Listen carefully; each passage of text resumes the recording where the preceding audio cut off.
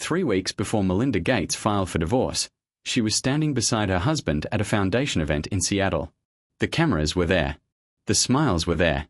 Bill spoke about ending malaria across sub-Saharan Africa, and Melinda nodded, the way a partner nods when they believe in the work, when they believe in each other.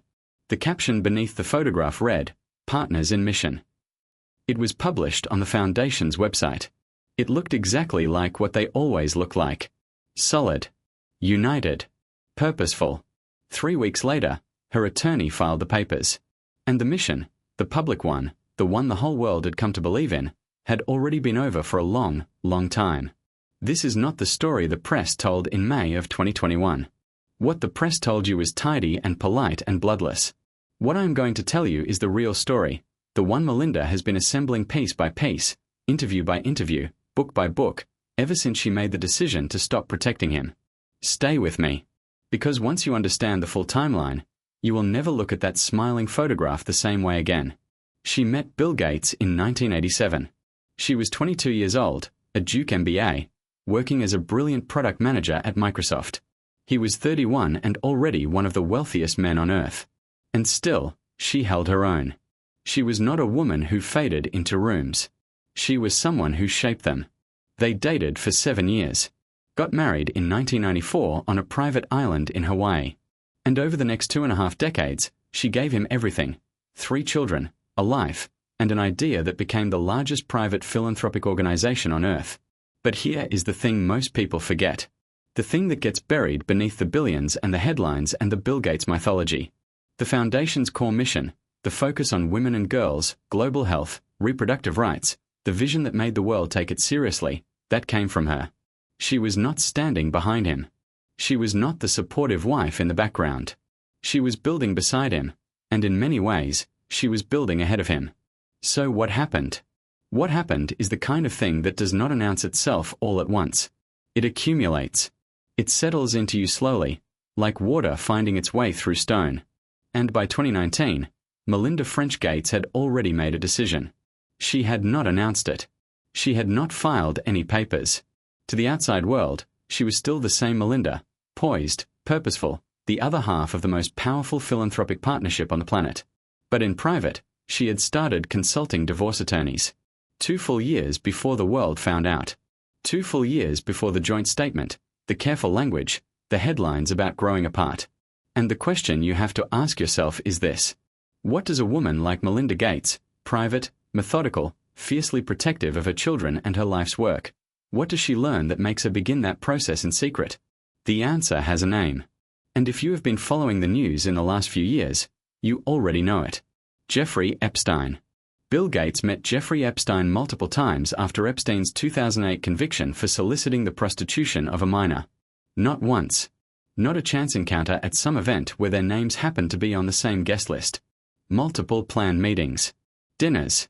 Flights. The kind of contact that requires intention. By that point, Epstein was not just a rumor or a whispered reputation. He was a convicted, registered sex offender. The world knew what he was. And Melinda Gates knew what he was. She had looked the man in the eye. She had been in the same room with him. And she had walked away from that room with a feeling she would describe years later in an interview as something close to a nightmare. Literally. She said she had nightmares about it afterwards. She told Bill. She made it clear she did not like the meetings, did not want them to continue, could not understand why a man of his standing would choose to keep that company. And Bill kept meeting with him. In a 2023 interview, Melinda said it plainly enough that there is really no room for interpretation. She said she did not like that he had meetings with Jeffrey Epstein. She made that clear to him. She regretted meeting the man the moment she laid eyes on him. She called him abhorrent. She called him evil personified. And she said that her husband's choice to continue seeing him was something she simply could not reconcile. That is not vague.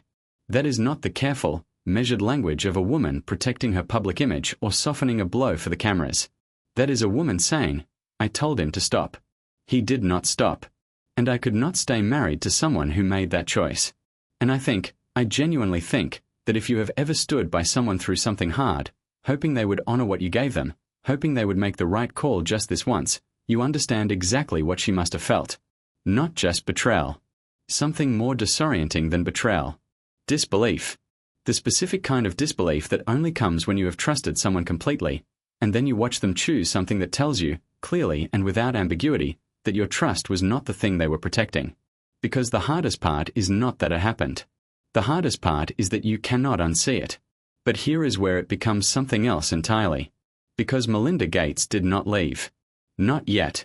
For 2 more years after that meeting, she kept going. She kept showing up, at galas and summits and press events and foundation dinners. She kept delivering speeches about global health, about empowering women, about the work that had been the center of her life for more than 2 decades. She kept smiling. She kept nodding. She kept being the other half of the partnership the world admired. And all the while, she was carrying the weight of knowing exactly who her husband had chosen to spend his time with. A man whose crimes against women and children were not rumor or allegation. They were public record. Documented. Convicted. She carried that. Every day. For 2 years. The world got the announcement in May of 2021. The joint statement. The mutual decision.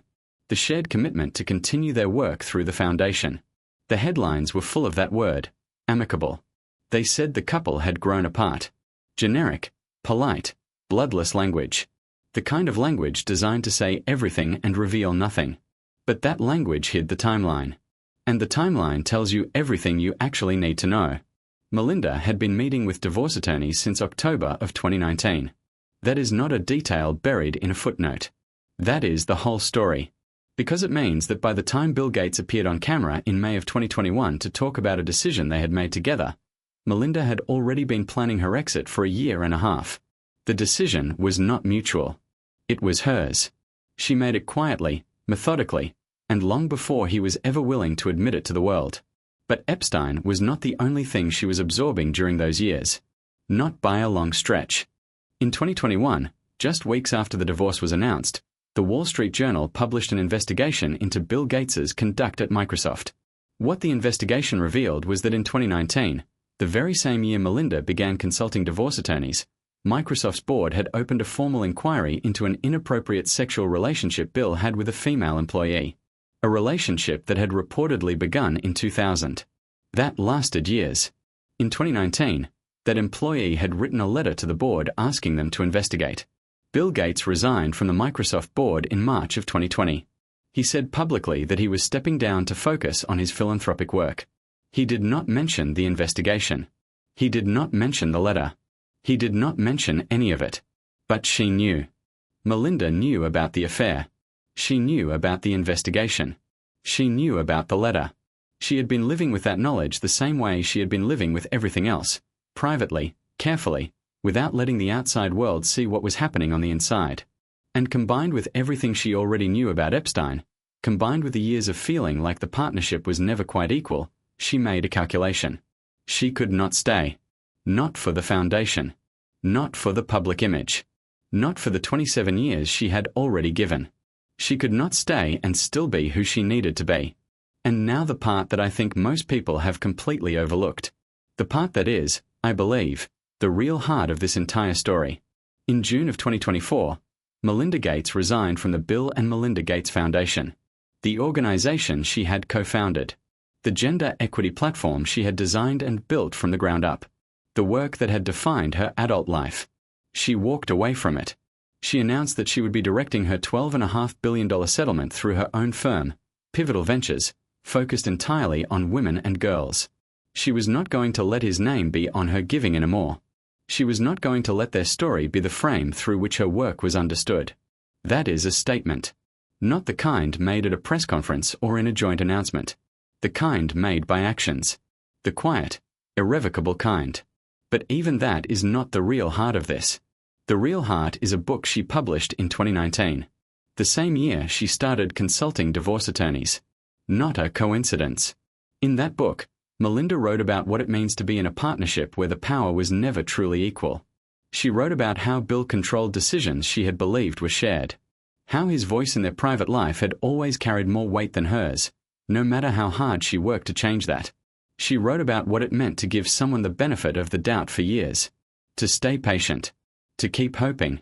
To keep believing that if she was consistent enough, generous enough, committed enough, the dynamic would shift. And then she wrote about the moment she finally had to ask herself the question she had been avoiding: whether she could spend the rest of her life in a marriage where she was never quite seen. That is the line. That is the real reason. Not just Epstein. Not just the affair. Not just any single betrayal or revelation. It was the cumulative weight of years spent being present in a partnership where her presence was never quite enough, where her contribution was absorbed and her voice was accommodated rather than genuinely heard. Melinda Gates, at 61 years old, walked away from the largest philanthropic foundation on earth, not because she had stopped caring about the work, not because she had run out of conviction, because she had finally understood, completely and without any remaining doubt, that dignity is not something you can build in a marriage where you are never quite seen. And what she could not afford to lose, what she had already come dangerously close to losing, was her dignity. She has given billions of dollars, since, to causes that protect women and girls. Her ex-husband has given billions to causes that make him look visionary. History is patient, and history will remember both of those choices. Not the joint statements, not the amicable language, the choices. If her story makes you think of anything, let it be this. It is almost always the dignified one, the quiet one, the one who absorbs and stays and keeps showing up. It is almost always that person who ends up being the last to be truly seen, until the day they decide they have waited long enough.